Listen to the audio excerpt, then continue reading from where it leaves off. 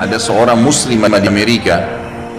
Dia tinggal di sebuah pemukiman di Amerika itu, yang di situ banyak geng-geng penjahat, orang-orang yang berkulit hitam yang tiap hari memerkosa, membunuh orang, saling perang. Tapi dia nggak bisa apa-apa karena memang dia tinggal di wilayah situ bersama dengan orang tuanya. Tapi karena orang tuanya mendidiknya Islam, dia pakai jilbab. Setiap hari dia harus melewatin gang-gang orang-orang ini. Jadi dia berusaha supaya tiba di rumah sebelum terbenam matahari. Karena kalau sudah malam, sudah gelap, sudah kumpul tuh geng-geng semua di situ. Ringkas cerita adalah cerita kisah nyatanya. Muslimah ini pulang dari kampusnya agak malam pada satu hari. Sudah gelap, dia nggak punya pilihan, harus melewati gang-gang yang penuh dengan orang-orang jahat ini. Dia bilang, saya waktu mau lewatin gang itu menuju ke apartemen saya, rumah susun orang tua saya, ada satu perempuan di depan saya, kelihatannya bukan muslimah, tidak tutup aurat, lagi lewat juga di gang situ. Tiba-tiba saya lihat dengan mata saya dikeroyokin oleh laki-laki itu, dipegangin, ditarik dengan paksa, dimasukkan ke dalam sebuah tempat dan terdengar suara teriak-teriak, kemungkinan diperkosa. Dan mereka sudah punya tim. Jadi yang narik ke dalam itu beberapa orang, nanti diperkosa, yang lainnya berdiri di depan gang seakan-akan tidak terjadi apa-apa.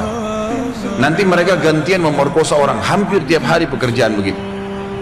Maka muslimah ini mengatakan, saya lihat depan mata saya itu, tapi saya nggak bisa berhenti.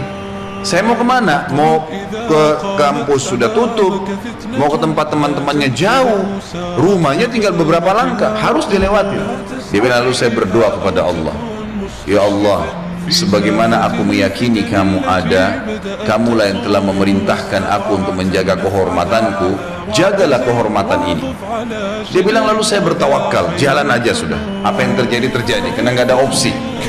Dia bilang, sementara saya lewat di depan mereka, geng-geng ini banyak orangnya, bukan satu dua orang, banyak orang di situ, mungkin lebih daripada 10 orang, tidak satu pun yang mengganggu saya. Nggak satu pun mengganggu saya. Dan waktu saya lewat, mereka pada buang muka. Orang-orang ini pada buang muka. Saya jalan sampai melewatin gang itu. Kebetulan rumah orang tua saya berhadapan dengan kantor polisi. Lalu saya datang kantor polisi itu, lalu saya berkata, tadi ada kejadian begini, ada perempuan diperkosa di sebelah sana. Polisi pun akhirnya menerima laporan tersebut, lalu memeriksa, kena dekat, betul terbukti ditangkap, masih ada perempuan tadi dan memang diperkosa. Akhirnya ditangkap semua di penjahat-penjahatnya. Sementara ditangkap, dia bilang, waktu masuk di kantor polisi, mereka tahu saya yang lapor, saya pakai jilbab ada di situ. Tapi mereka setiap lihat saya pasti buang muka. Kayak orang, bukan buang muka karena marah ya, kayak orang yang ketakutan melihat saya, dia bilang. Sampai masuk di penjara semua. Sudah terungkap masalah itu, dia bilang, saya penasaran. Saya bilang sama polisi setelah itu, bisa nggak saya sebelum pulang, saya mau temuin penjahat-penjahat itu. Kata polisi, silahkan. Datang ke sana, dikawal. Dia datang, dia tanya. Waktu dia bilang saya masuk ke penjara, semuanya pada tunduk, gak ada yang berani lihat saya. Saya jadi bingung, ada apa sebenarnya, gitu kan? Saya seorang wanita cuma pakai jilbab. Ini penjahat-penjahat terkenal tiap hari perkosa orang, tiap hari bunuh orang, nggak ada yang ditakutin, gitu kan? Maka saya bertanya, saya mau tanya, saya yang ngelaporin kalian, gitu kan? Maka semuanya ada satu orang yang menjawab, mengatakan, kami tahu kalau kamu yang melaporin. Gitu kan? Terus kata si perempuan ini, kalian tidak marah dengan saya? Karena ini nanti ke depannya siapa tahu mereka lepas dendam. Nggak ada yang nyaut, diam aja semuanya. Terus dibilang, saya mau tanya, kenapa waktu saya lewat tidak ada di antara kalian yang mengganggu saya? Saya ingin tahu apa sebabnya. Ada satu orang, dia tidak angkat matanya ke arah perempuan, cuma dia tunduk, dia mengatakan, dari tadi, dari anda lewatin gang sampai sekarang, di belakang anda banyak orang yang menggunakan baju-baju putih yang menemani anda, dan badannya besar-besar, kami takut. Perempuan ini bilang, saya tiba-tiba gemetar, hampir jatuh, kaget dengan informasi itu. Tapi itu kisah nyata, gitu kan? Kisah nyata.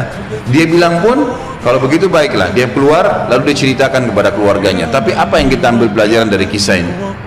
Keyakinan kepada Allah Subhanahu Wa Taala mendatangkan pertolongan yang memang tidak masuk di akal manusia, tidak masuk di akal manusia. Gak bisa, susah untuk diubah. من فيضه يسقيك بالنهج الرسول من فيضه يسقيك بالنهج الرسول من فيضه يسقيك بالنهج الرسول